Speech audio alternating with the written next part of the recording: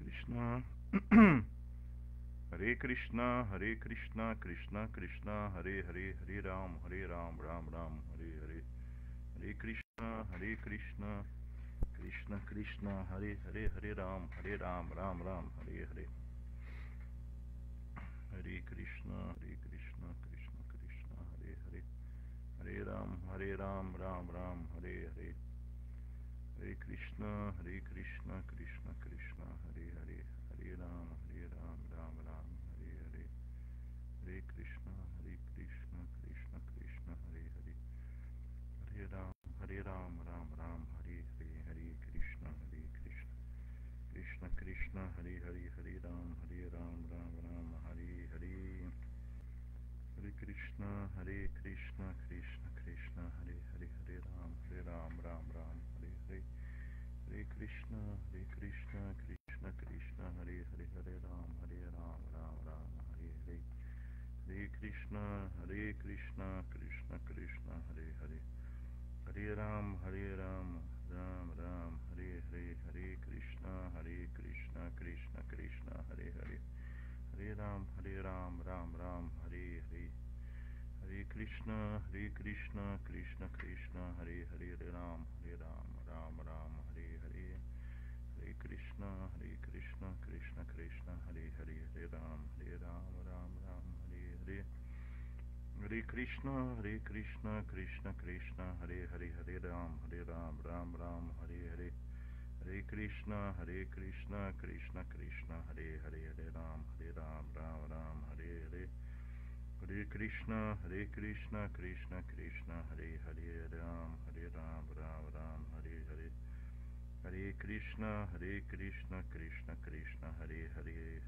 Ram, Ram Ram, Hare Hare. Hare Krishna, Krishna Krishna, Hare Hare. Hare Ram, Ram Ram, Hare Hare. Hare Krishna, Krishna Krishna, Hare Hare. Hare Ram, Ram Ram, Hare Hare. Hare Krishna, Krishna Krishna, Hare Hare.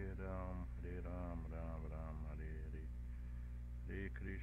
Hare Krishna, Krishna Krishna, Hare Hare. Ram, Ram Ram, Hare Hare. Hare Krishna, Krishna Krishna, Hare Hare. Ram, Ram Ram, Hare Hare. Hare Krishna, Krishna Krishna, Hare Hare. Hare Ram, Ram Ram, Hare Hare. Hare Krishna, Krishna Krishna, Hare Hare. Ram, Ram Ram, Hare Hare. Hare Krishna, Krishna Krishna, Hare Hare. Ram, Ram Ram, Hare Hare. Hare Krishna, Krishna Krishna, Hare Hare. Hare Ram, Ram Ram, Hare Hare. Então, bom dia a todos. Hare Krishna. Então vamos dar início. Vamos dar prosseguimento à leitura do Srimad Bhagavatam, do Chaitanya Charitamrita. Aos domingos nós fazemos a leitura do Chaitanya Charitamrita. No domingo passado eu estava encarregado de fazer essa leitura, mas infelizmente não foi possível porque problemas de infraestrutura do nosso país, né?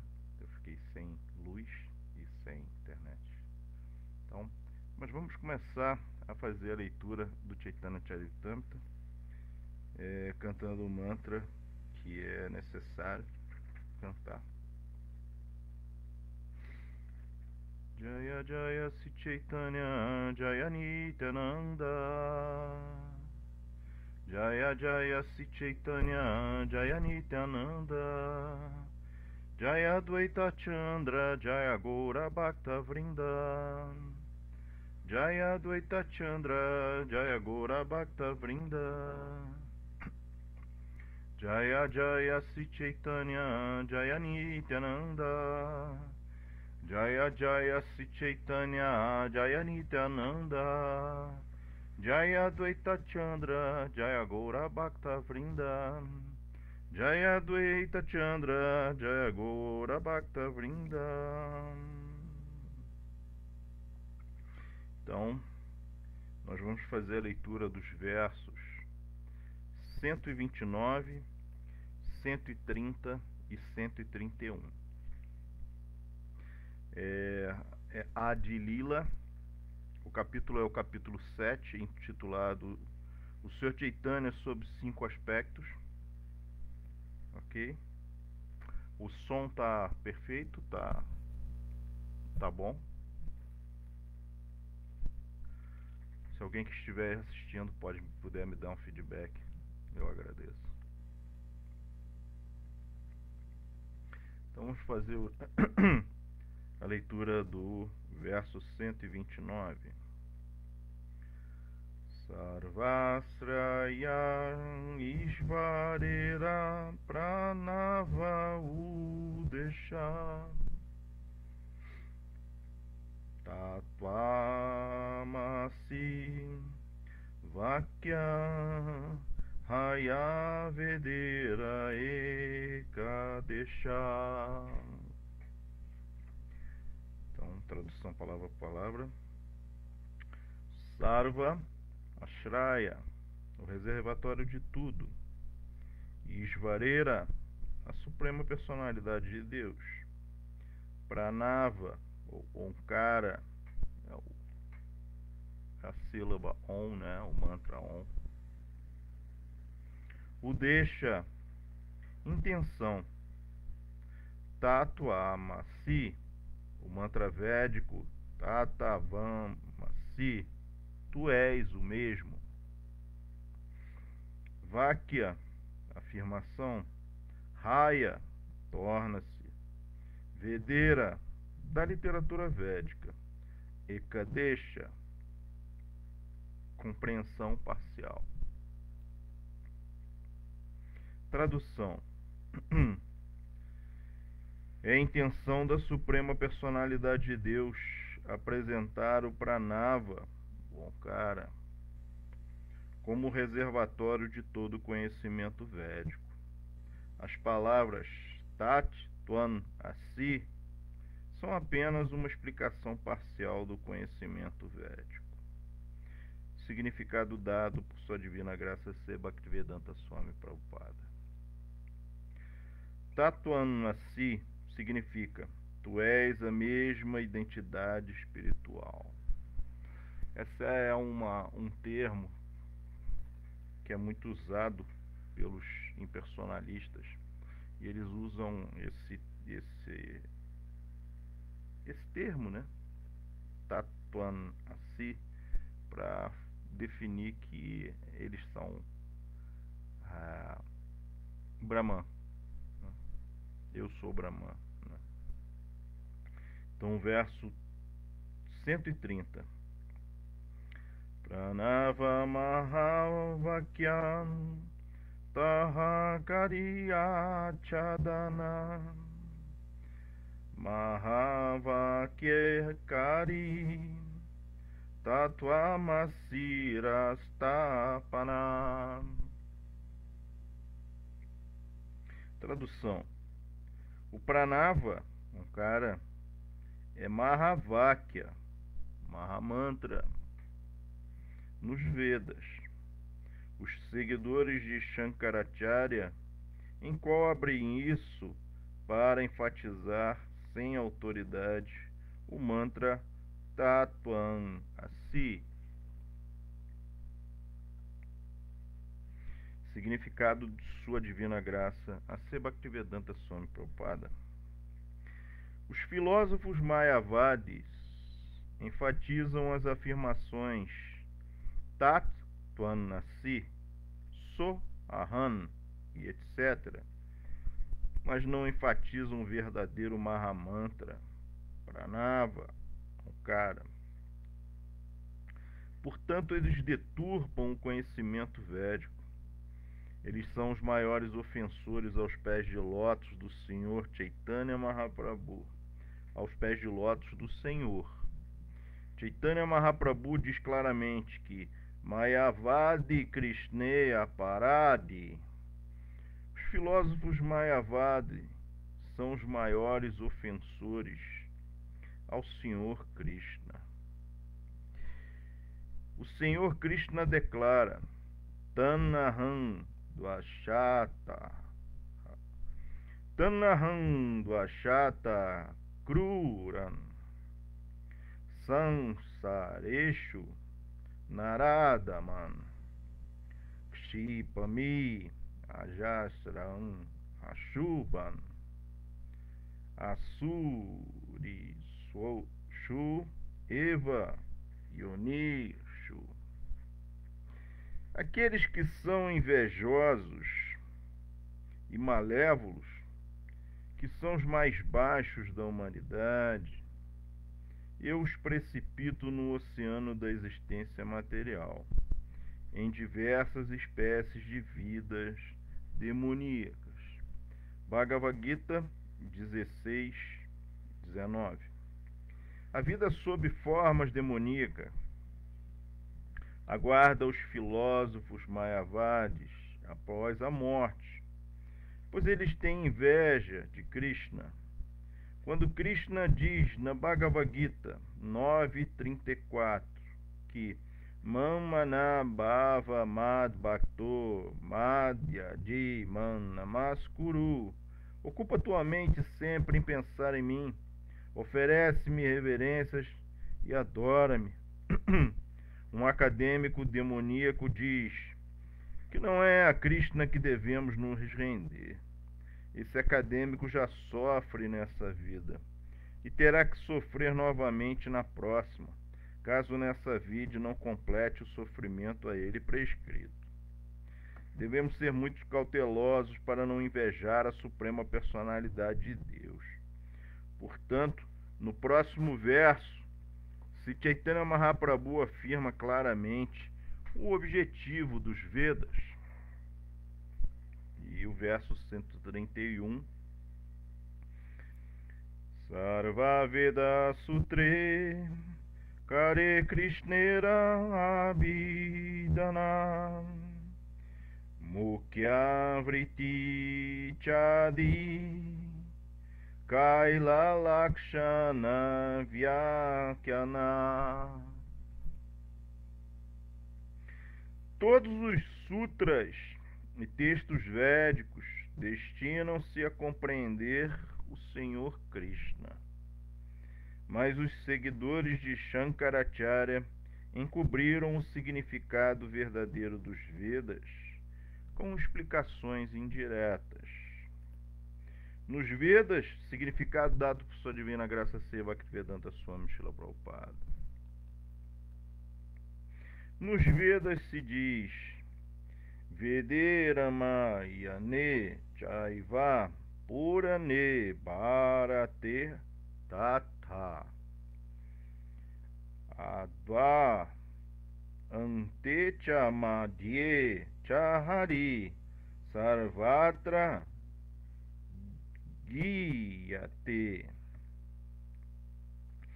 Na literatura védica, incluindo o Ramayana, os Puranas e o Mahabharata, desde o início, Ado, até o fim, Antecha, bem como no meio, Madhyecha, só se explica Hari, a suprema personalidade de Deus.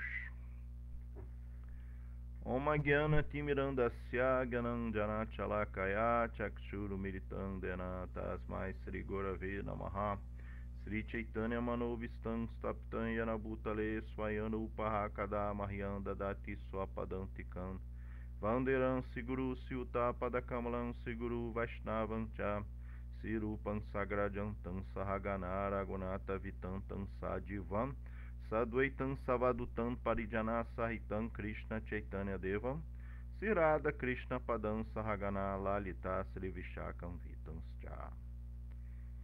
He Krishna Karuna Sindhu Dina Bandhu Jagatpate Gopesha Gopika Kantarada Kanta Namostute Tapcha Kanchana Gourangi Radhe Vrindavaneshwari Vrishabhanu Suti Devi Pranamami Hari Priye. Namaon Vishnu Padaya Krishna Prestaya Bhutale Shrimati Purushatraya Swami Nityanamine Namaste Gaura Vrindavana Acharya Dina Palaya Premada Prabhupada Sevako Vedanta Shikshako Golokadama Prantarika Taha Namaon Vishnu Padaya Krishna Prestaya Bhutale Shrimati Bhaktivedanta Swami Nityanamine Namaste Sarasvati Devi Gauravani Prachanine Nirvishesha Shunyavadi Pashacha Deshatarine Vanchakalpatarubhyacha Kripasindubhya Evacha Patitanam Pavanebhyo Vaishnavebhyo Namo Namaha. Jai Sri Krishna Chaitanya Prabhu Nityananda Shri Dvaita Gadadara Shivasadi Gaura Bhaktavrinda. Hare Krishna Krishna Krishna Hare Hare Hare Ram Rama Rama Hare Hare.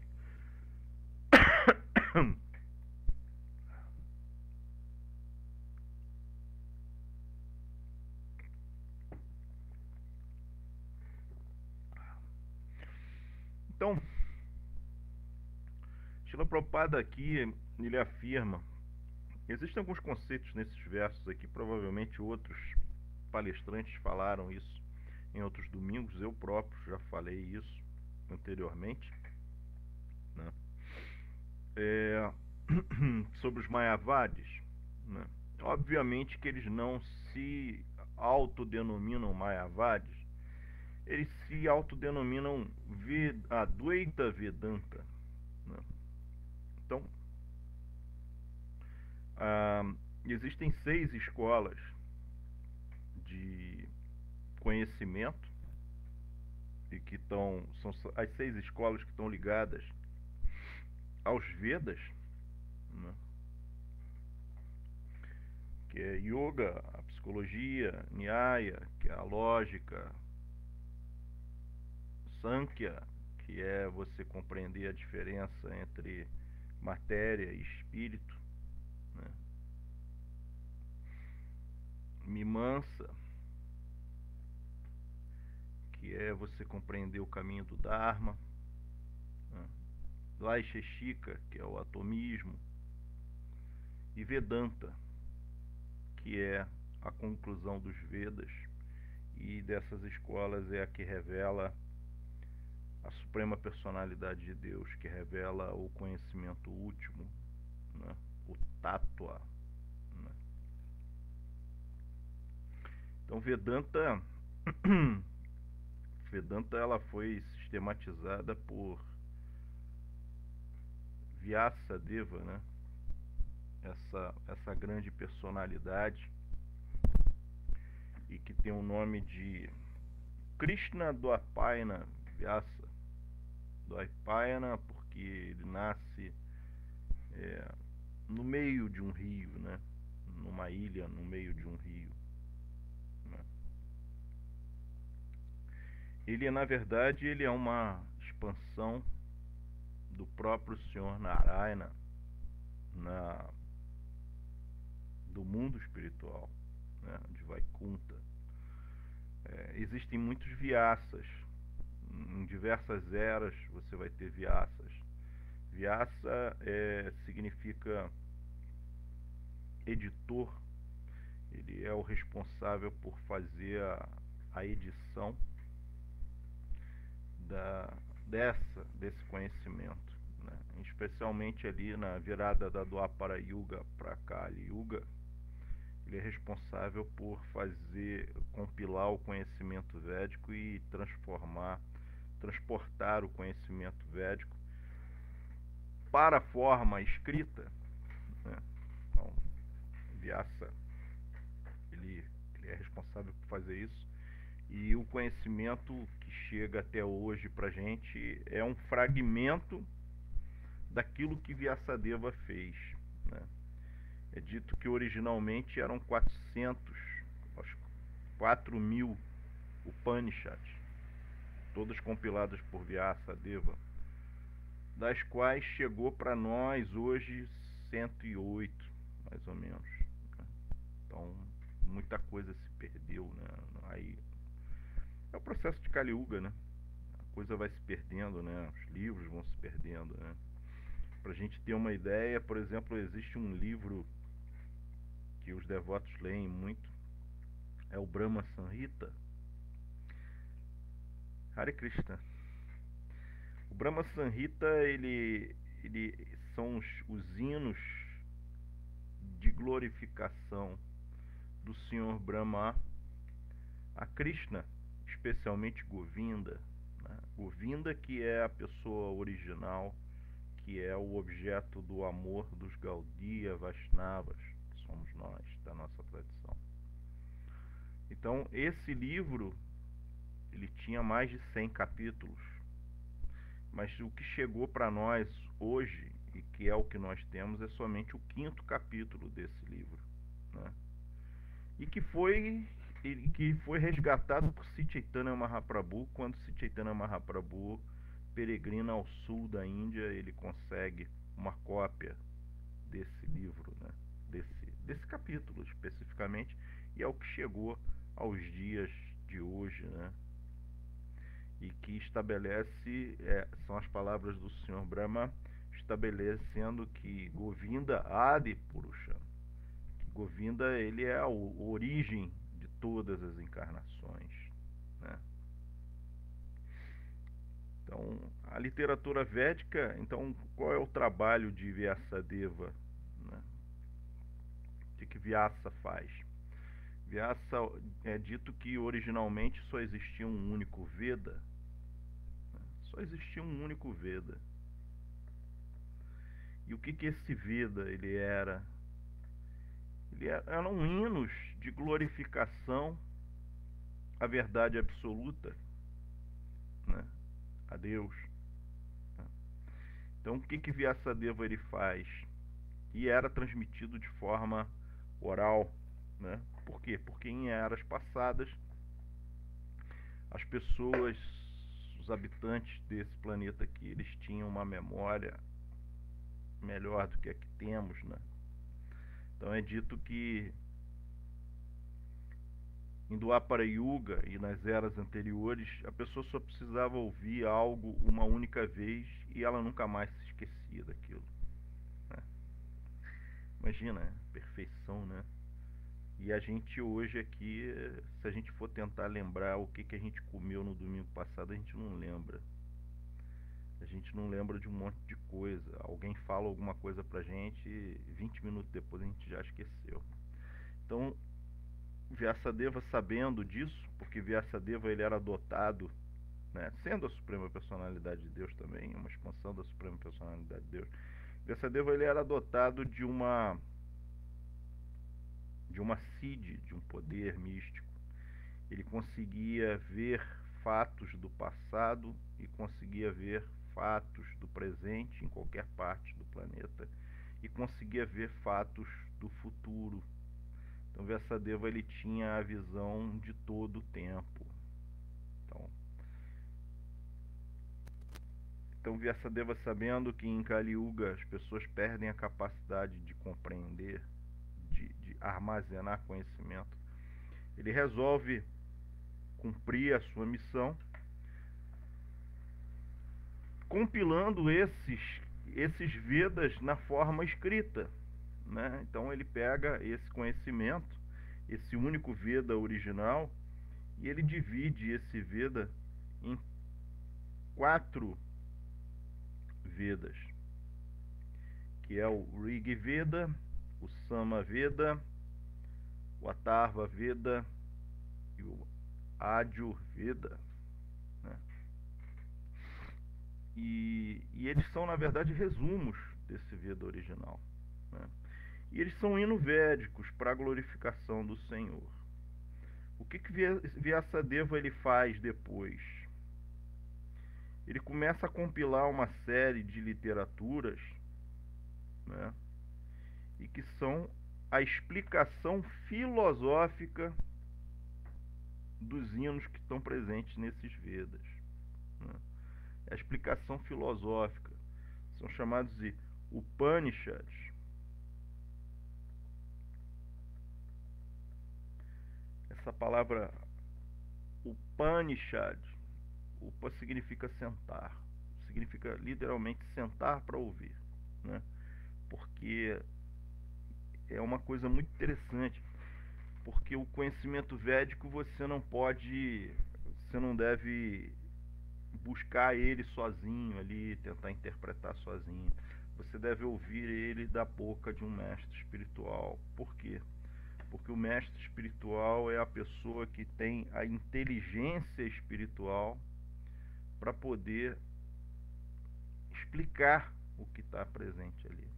Nós temos ainda, nós aqui que estamos condicionados, habitantes de Kali Yuga, a maioria de nós não tem essa inteligência espiritual. Nós temos uma inteligência material, né? Nós temos uma inteligência material, né?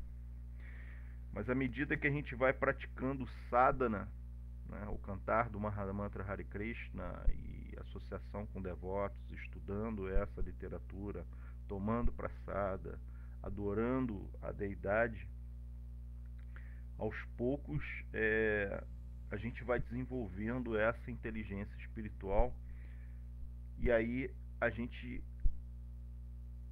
se torna capaz de compreender o que está nesses textos, né?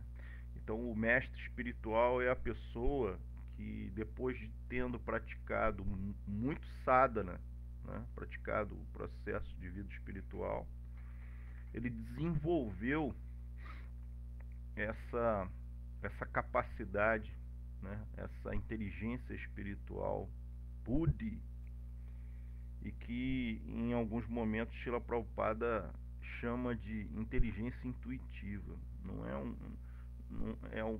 É uma inteligência que não é essa inteligência material e especulativa que nós temos. É uma inteligência que vem de dentro, em que a pessoa ela tem essa intuição e começa a compreender. É como se fosse uma criança sendo orientada por um adulto, só que em vez de internamente. E quem é que dá essa intuição? É o Paramatma, né? É o Paramatma no coração do sadhaka, do praticante, né? Então ele vai se conectando ao Paramatma e aí ele consegue compreender. Então, voltando às Upanishads, as Upanishads são explicações filosóficas daquilo que está presente nos 4 Vedas, né? E aí ele compila também outros 2 tipos de livros, né, que são os Brahmanas e os Aranyakas. Os Brahmanas são livros que ensinam a como colocar em prática aqueles hinos dos Vedas através de cerimônias, né? Através de cerimônias, né? Seja de adoração, seja de Agnihotras, né? Mas depois esses Brahmanas eles acabam sendo desdobrados para o que a gente conhece hoje como literatura pancharátrica, que é a literatura de adoração, né, do Senhor através de cerimônias, né, e que na verdade é uma simplificação, né, e que já é muito complexo para a gente, né. E esses livros aqui, os outros, os Aranyakas, assim, os Brahmanas é para as pessoas que vivem na cidade, que convivem em sociedade. Agora, os Aranyakas, eles são diferentes. Eles são livros que também estão ligados a essa adoração, mas eles são livros que trazem conhecimento místico, conhecimento extremamente místico. Eles são livros místicos. Então, assim, brahmacharis e grihastas, eles não estudam, não leem esses livros. Quem lê esses livros, quem estuda esses livros, os Aranyakas, são os vanaprastas, são aqueles que já abandonaram a vida familiar.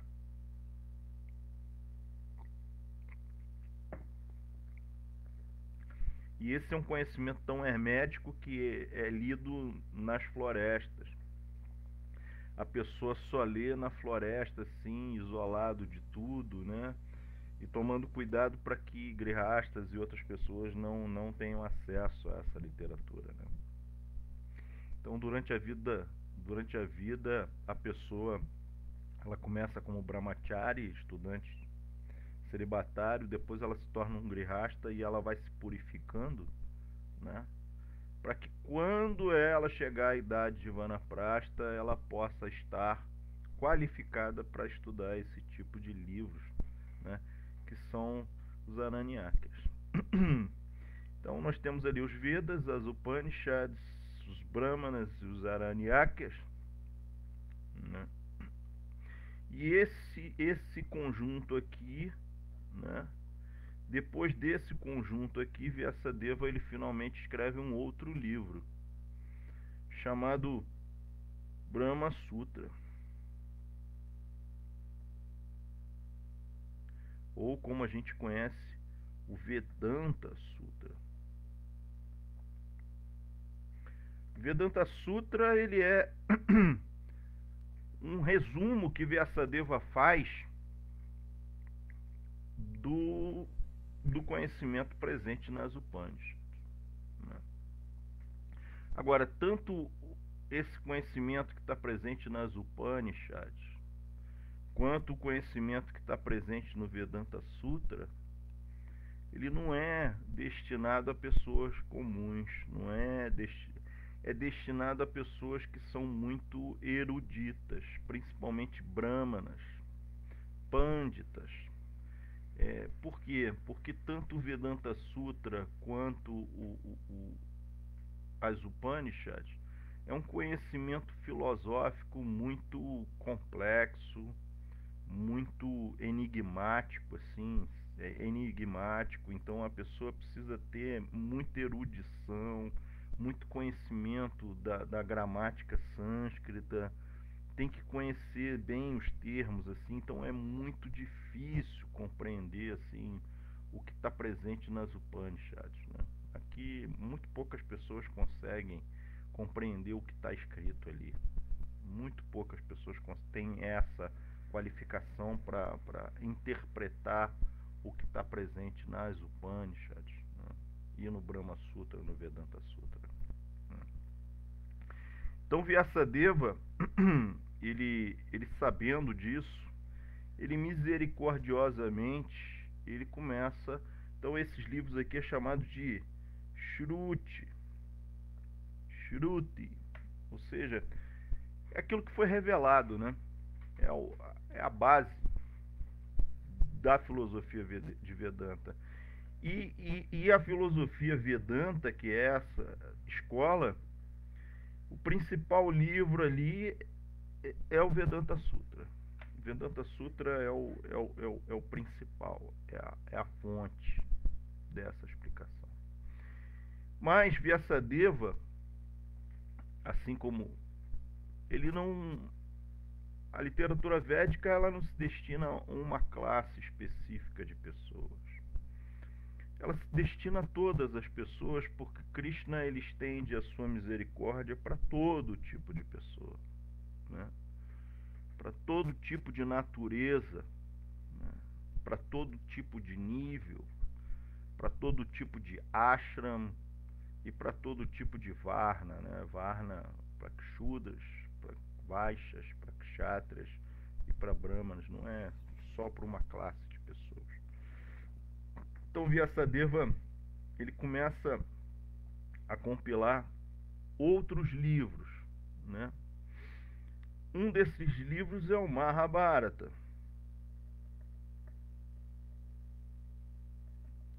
que é um itihasa, é um livro de história. É uma história de uma dinastia, né? A dinastia de Bharata, que é um grande imperador do passado, um rei filósofo, e que ele era tão importante, ele foi tão importante que o planeta em que nós vivemos recebe o nome, né, desse grande imperador, né, que é Bharata Bhumi, né, ou Bharata Varsha, né, de tão importante que ele é, né. E é assim um fato curioso, né? A Índia provavelmente ela vem num processo, provavelmente a Índia vai mudar o nome, assim como o Sri Lanka, né, que pelos ingleses era chamado de Ceilão e depois se tornou Sri Lanka, a Índia provavelmente vai mudar de nome, né? Os indianos estão no processo de transformar o nome da Índia para Bharatavarsha, né? Que é o nome original da terra. Só uma curiosidade para a gente entender como esse conhecimento, essa cultura, essa origem e essa tradição, ela ainda é muito viva, né? Um país vai mudar seu nome. Então, ele é um livro que fala sobre uma dinastia, né? E é um livro fantástico, porque ele vai contando toda a história dessa dinastia, mas ele, acima de tudo, ele é uma crítica social, né? Ele não só é um livro de espiritualidade e que vai tratar sobre a suprema personalidade de Deus, mas tem muitos elementos ali, elementos de intriga política, de costumes, de posturas, como uma pessoa deve se conduzir na sua vida, né? Quais são os hábitos que ela deve ter, né? E especialmente no Mahabharata existe um capítulo, né? São 10.000 versos e existe um capítulo especial ali, que é a nossa famosa Bhagavad Gita. A Bhagavad Gita é um capítulo específico do Mahabharata, em que é um diálogo entre Krishna e o seu discípulo Arjuna, né? No momento que antecede uma batalha que vai ser decisiva, né?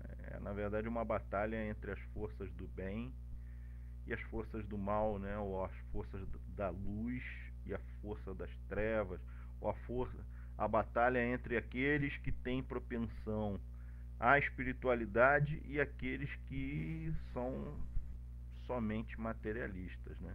E é interessante por quê? Porque a Bhagavad Gita, apesar de estar no Mahabharata, né, a estrutura da Bhagavad Gita segue a mesma estrutura das Upanishads. A forma como a Bhagavad Gita ela é falada para Krishna, por Krishna para Arjuna, tem a mesma estrutura das Upanishads, ou seja, a estrutura filosófica e não estrutura de história, como é todo o Mahabharata, né?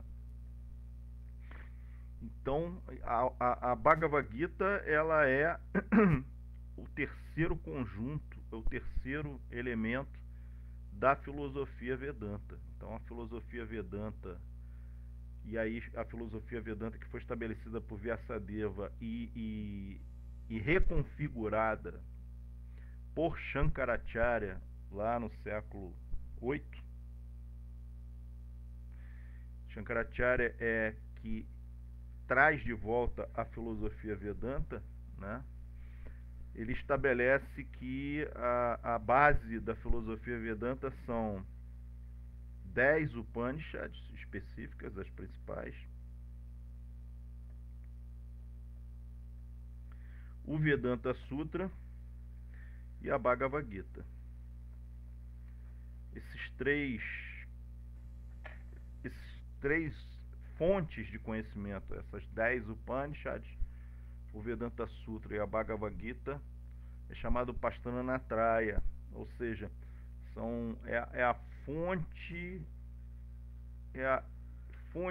da epistemologia de Vedanta, ou seja, é a fonte do conhecimento de Vedanta, é a referência de conhecimento de Vedanta. Então, dentro da escola de Vedanta, qualquer afirmação que se faça, ou qualquer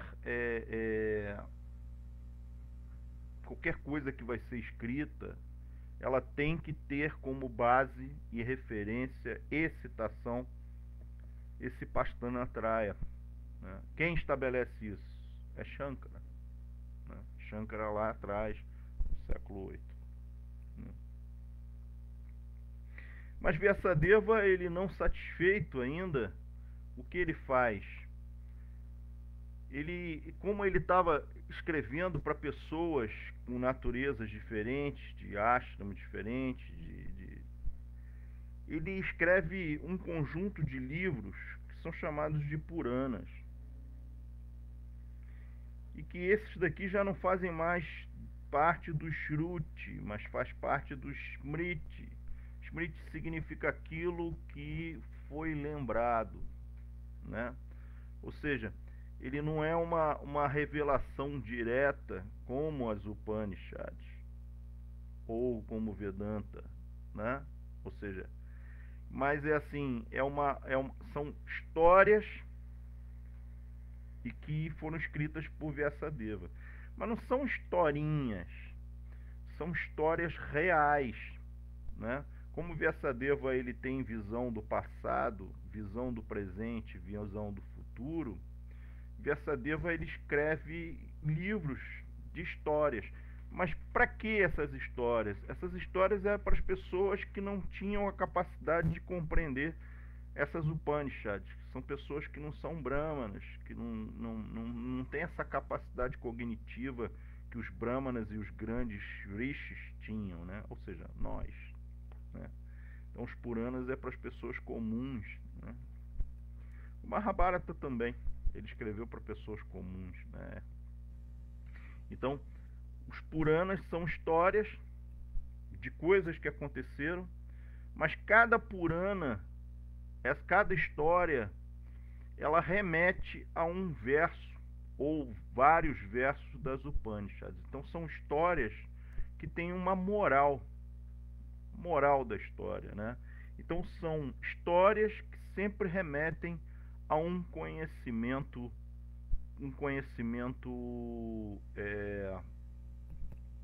que está presente lá nas Upanishads, né? Então, e aí Vyasadeva ele escreve 18 Puranas. Então ele escreve 6 Puranas para as pessoas que têm inclinação e que estão no modo de tamas, modo da ignorância. 6 Puranas para as pessoas que estão em rajas. E 6 Puranas para as pessoas que estão em sattva. Então ele vai, ou seja, Vyasadeva a literatura védica, Vyasadeva ele faz a literatura védica para que ela não seja excludente. A literatura védica ela é inclusiva, ela é para todas as classes de pessoas, ela não é para uma classe específica de pessoas, é para todo mundo, né? Atmarama, sim, o Gita é chamado de Gita Upanishad, porque tem exatamente essa mesma estrutura dos Upanishads, né? Então, Vyasadeva ele faz os Puranas, as Upanishads, os Brahmanas e tudo.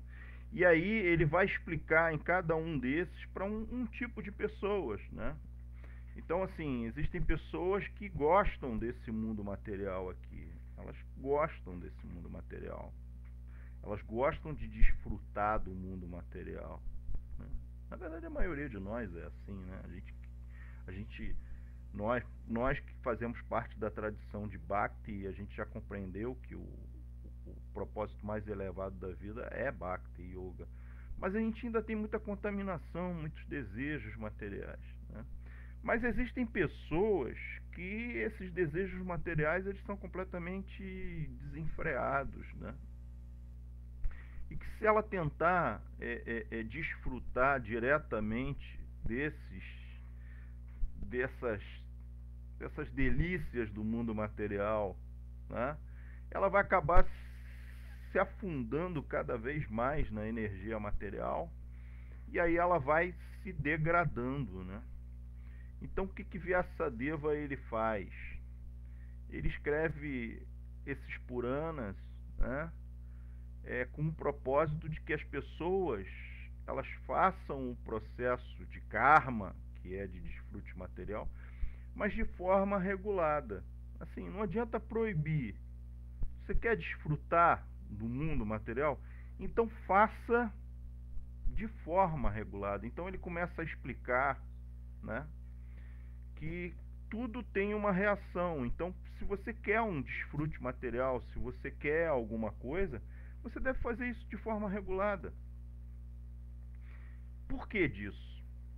porque você não vai ter as consequências ruins dos seus atos, você vai fazer a coisa de forma absolutamente consciente, e aos poucos a pessoa praticando esse processo, né, essa pessoa que é muito apegada, que é um materialista, aos poucos a consciência dela vai se elevando. Chega uma hora que ela já não deseja mais esse desfrute. Então, a intenção de Vyasadeva é purificar aos poucos a cabeça dessas pessoas, a inteligência, a mente dessas pessoas. Existe uma outra classe de pessoas, diferente dessas que tem um apego muito grande a esse mundo. Existem pessoas que rejeitam totalmente esse mundo, têm completa aversão a esse mundo, né? E aí, para isso, o Vyasadeva, ele é Jnana, né? Então, Vyasadeva vai dando essas instruções nos Puranas, né?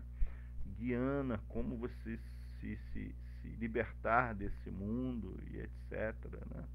Então, a pessoa, através do estudo ali, e aí esses daí normalmente embarcam no estudo das Upanishads e tudo, são pessoas que são dotadas de uma capacidade intelectual grande, etc.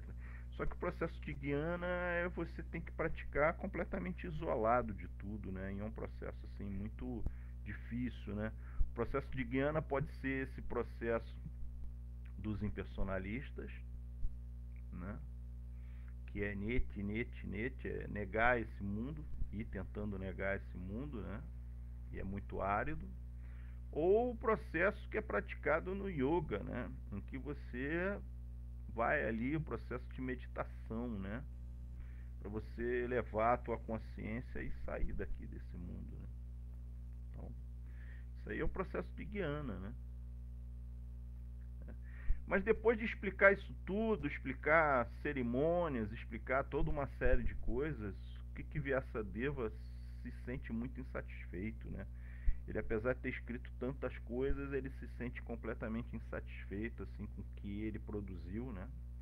E aí o mestre dele, que é Narada Muni, se aproxima e fala: olha, você está insatisfeito porque você falou tanto de karma yoga, falou tanto de moksha, de se libertar desse mundo material, você falou sobre cerimônias, falou sobre filosofia, falou sobre um monte de coisa, mas você não falou a coisa mais importante, que é sobre a suprema personalidade de Deus, que é Bhagavan. Você não falou ainda sobre Bhagavan. E aí o que Vyasadeva faz?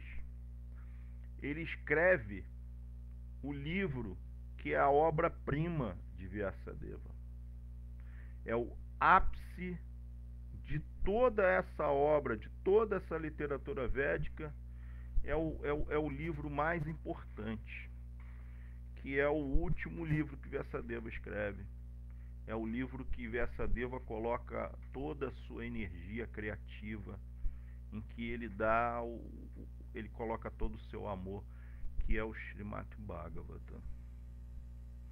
O Srimad Bhagavatam, ele é o fruto maduro da árvore do conhecimento védico.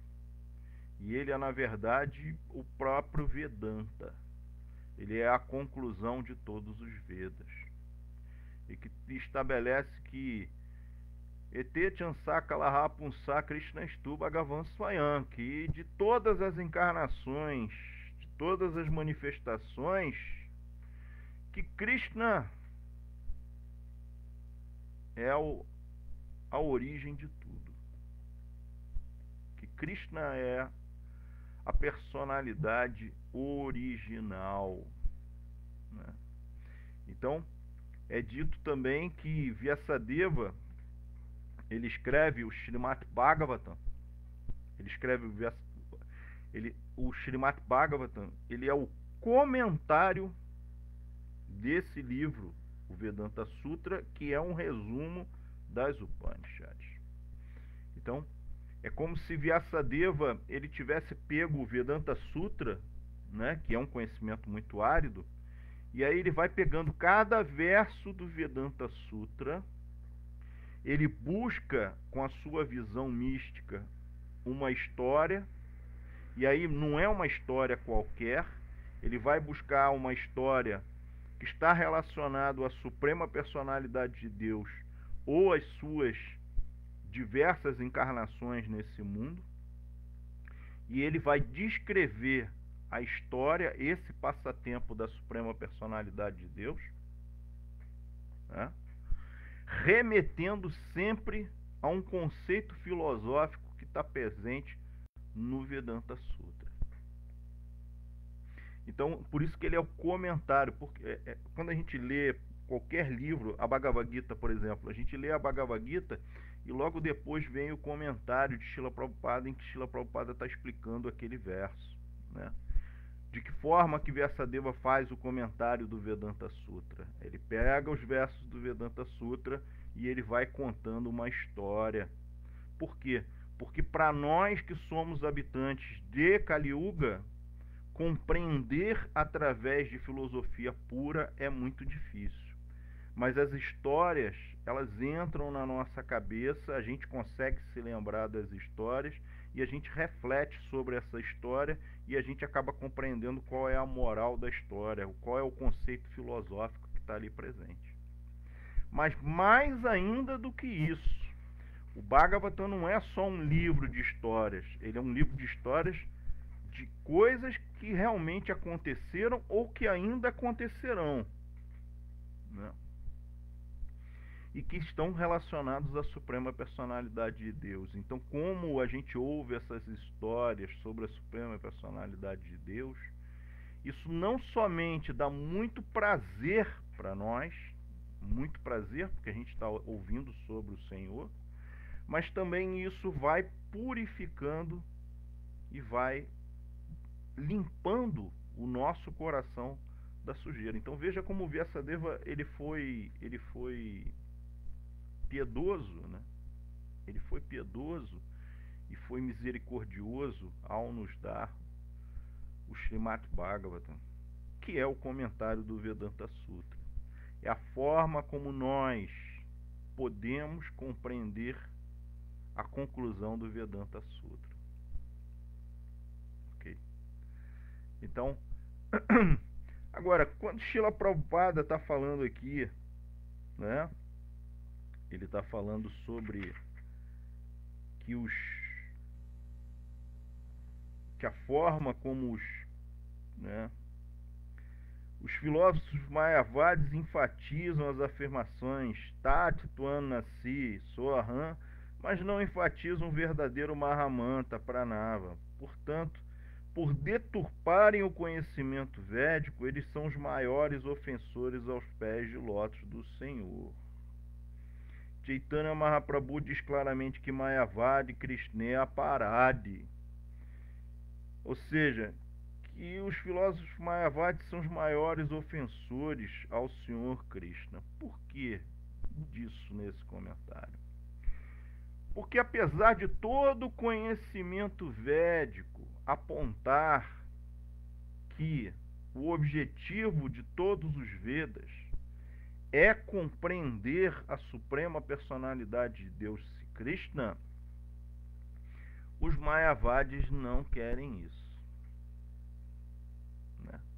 A forma como Shankaracharya ele interpreta as Upanishads segue uma metodologia que é muito sui generis.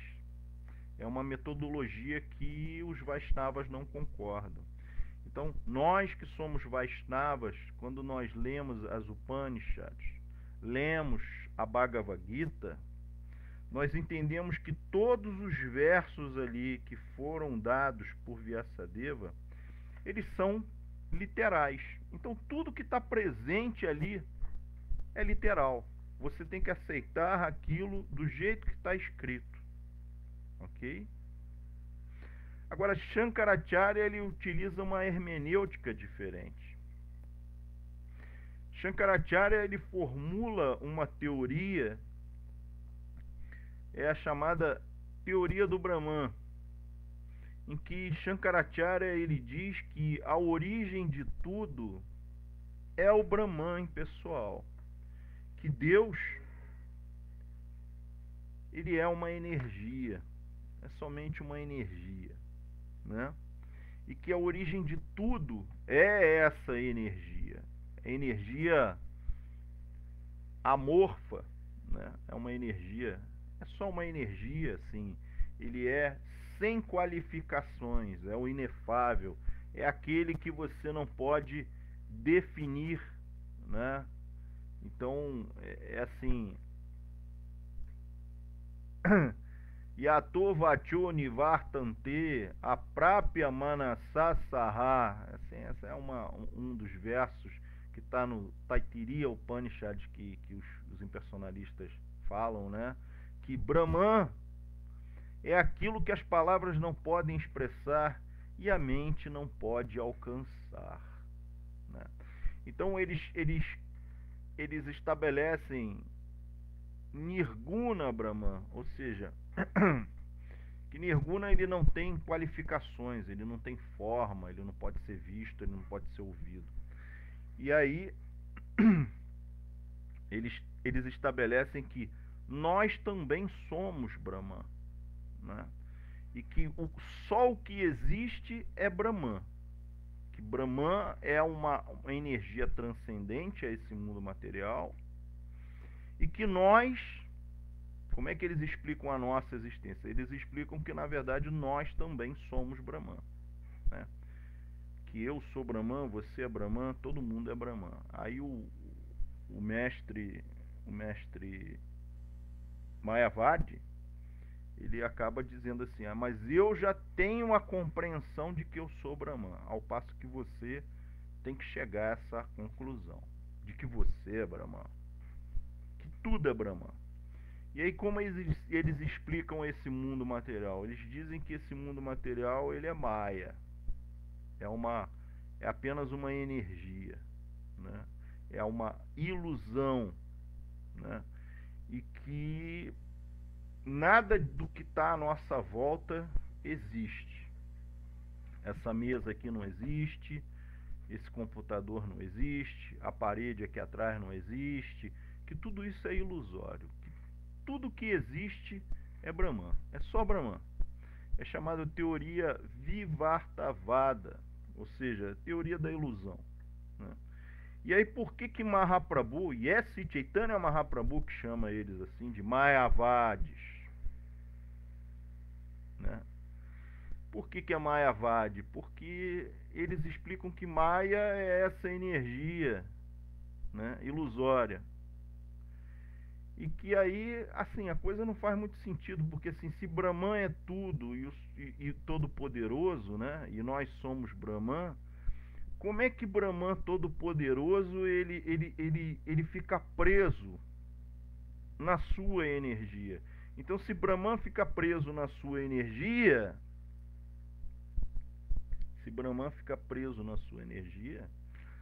essa energia que é superior a Brahman, né?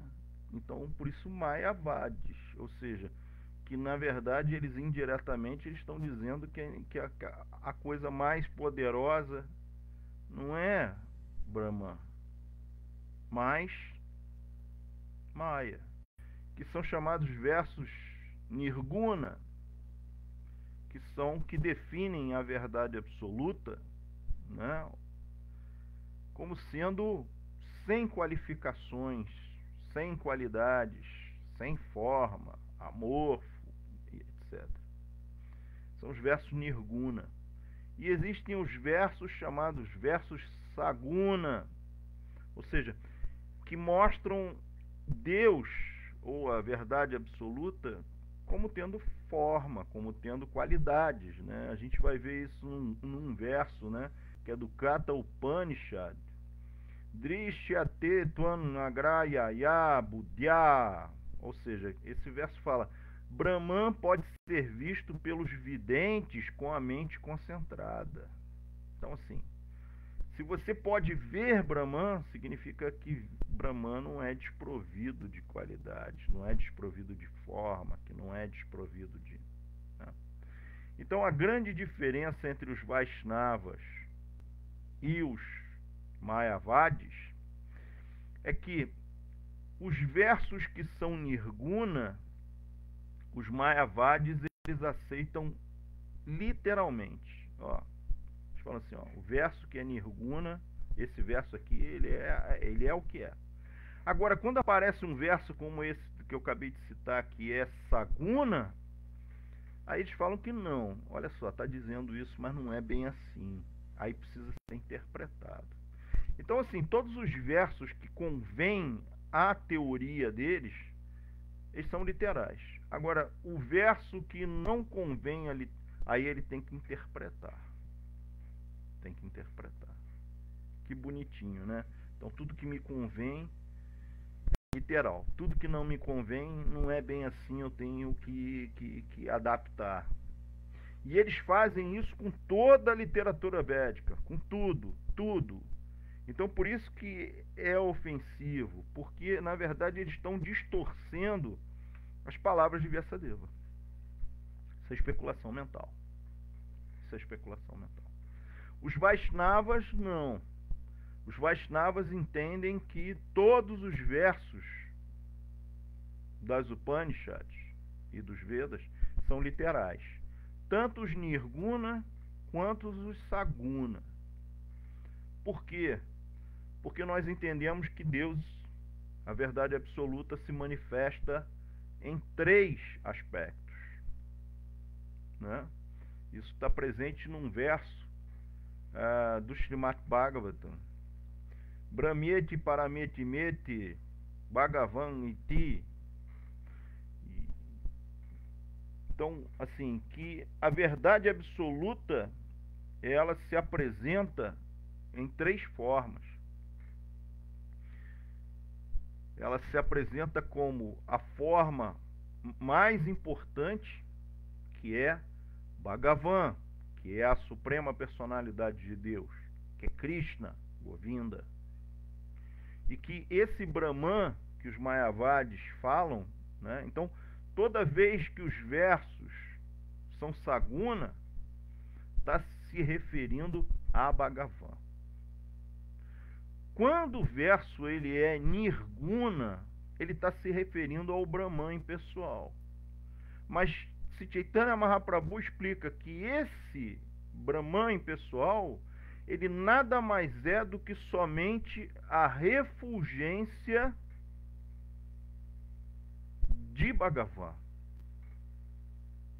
Então, Bhagavan é a pessoa original, mas ele também tem a sua refulgência. Ele é refulgente. É como o sol. Você tem o sol, né? Você vai ter o sol e você vai ter os raios do sol. Bhagavan, ele é o sol, enquanto que os raios do sol é o Brahman. É a energia, é a refulgência do planeta Sol, desse astro, né?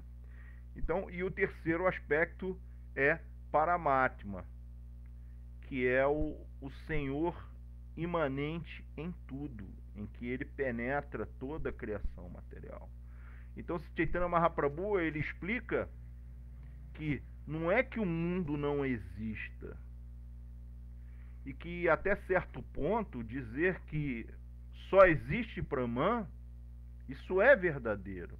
E aí ele explica, Chaitanya Mahaprabhu, ele explica que todo esse mundo material, ele na verdade é a transformação desse Brahman pessoal.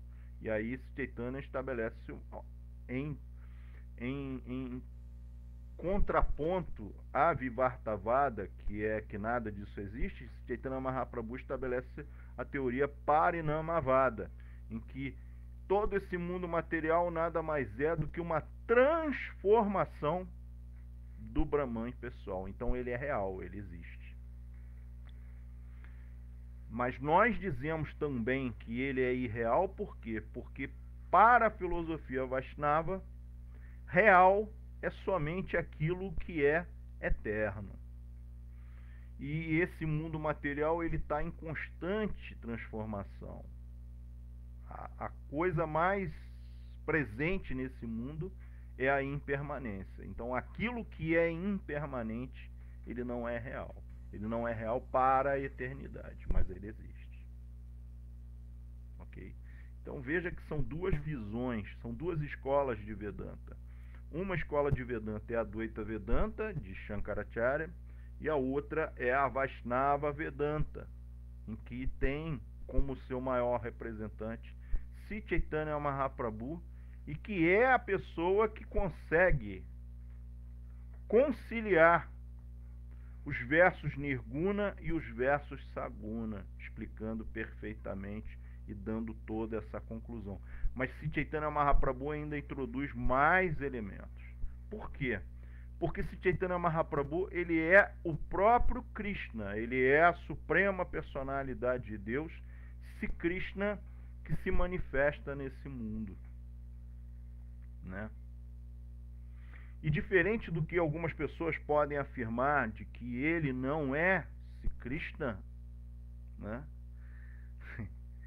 Tem aí pessoas que falam assim, não, Chaitanya Mahaprabhu é somente mais um mestre espiritual da nossa tradição e etc, né?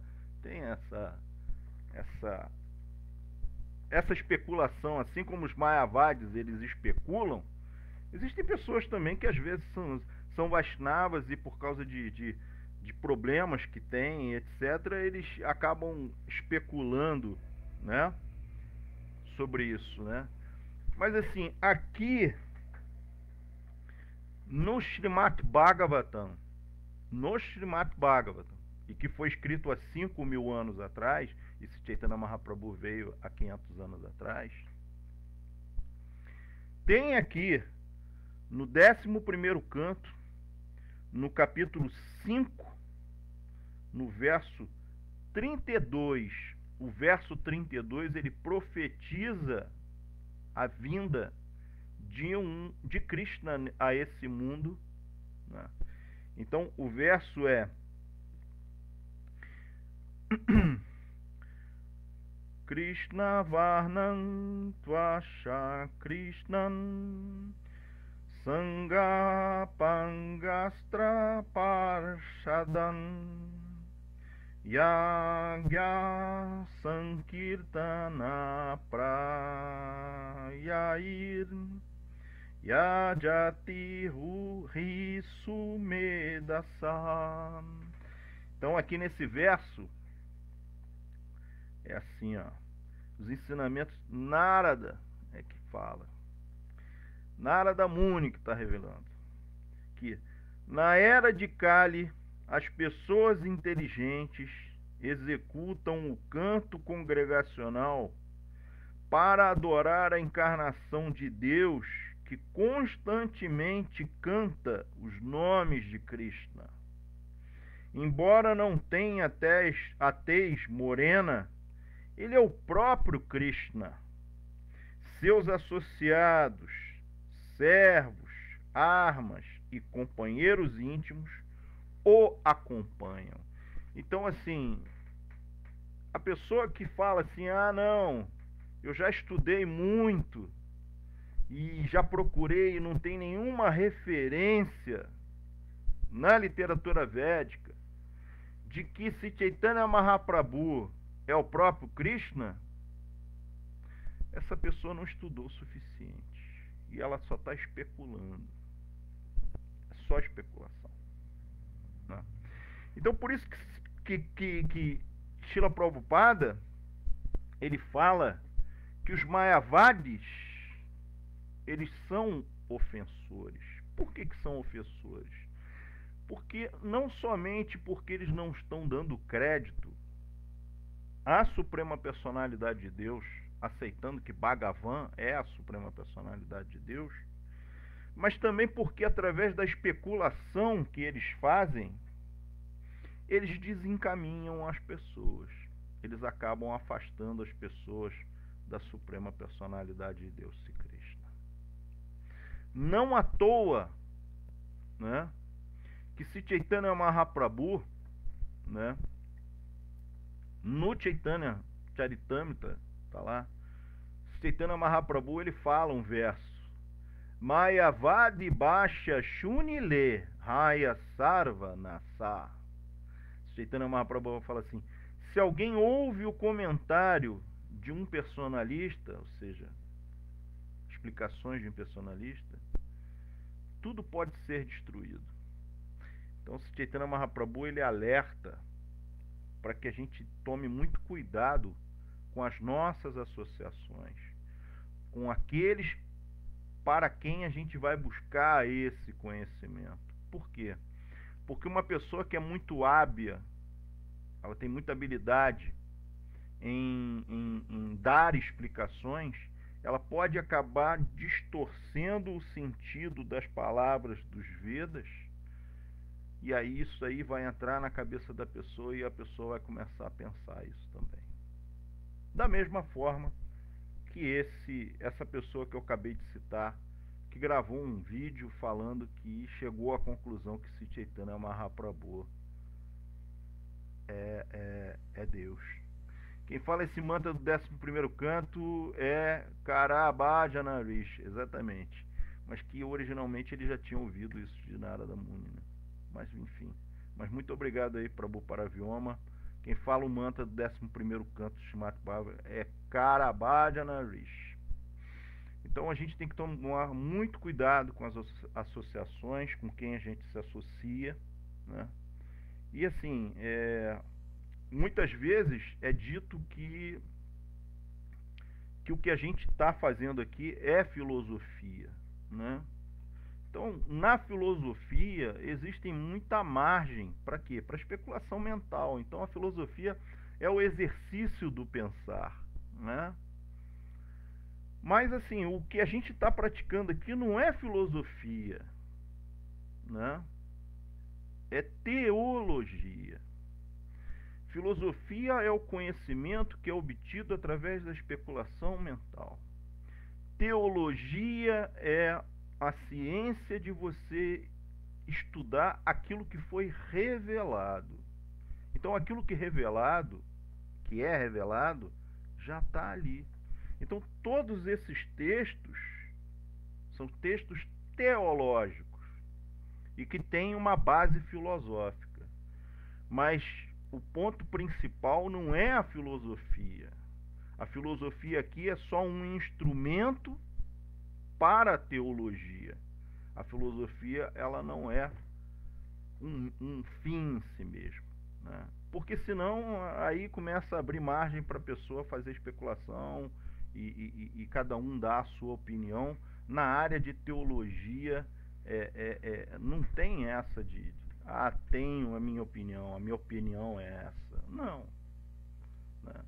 Na verdade, a pessoa ela deve calcar o seu conhecimento no conhecimento que foi transmitido pelas pessoas que vieram antes de nós, os acharyas, que são pessoas que desenvolveram essa inteligência espiritual e que têm a capacidade de fazer essa interpretação.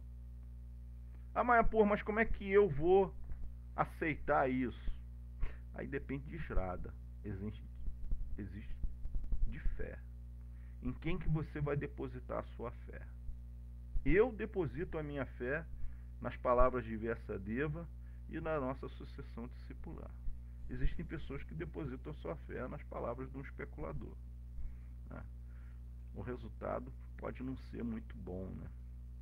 Então, eu vou terminando aqui.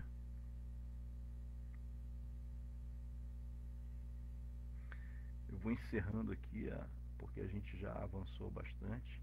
Então a gente tem que tomar muito cuidado com essas filosofias que são desviantes, que são especulativas e que no fundo são ofensivas. Ofensivas no sentido de que ela pode ter uma consequência para a pessoa que ouve e pratica aquilo, né? Então, todas as glórias de Srila Prabhupada. Eu vou encerrando por aqui. Muito obrigado aí pelo convite, Prabhu Paravyoma. Hare Krishna.